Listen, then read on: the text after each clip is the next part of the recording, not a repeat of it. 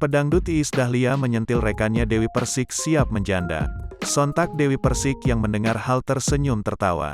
Hal ini bermula saat keduanya menjadi juri Rising Star Dangdut. Diketahui rumah tangga Dewi Persik dan Angga Wijaya terancam hancur. Ini setelah Angga Wijaya menggugat cerai Dewi Persik. Nah, balik ke sentilan yang bikin senyum tersebut berawal dari Dewi Persik memberikan contoh menyanyi yang baik kepada kontestan top 3 bernama Dina. "Sini aku tunjukin ekspresinya gimana. Kamera shoot close up aku ya," kata Dewi Persik. "Sebentar aku rapihin poni dulu."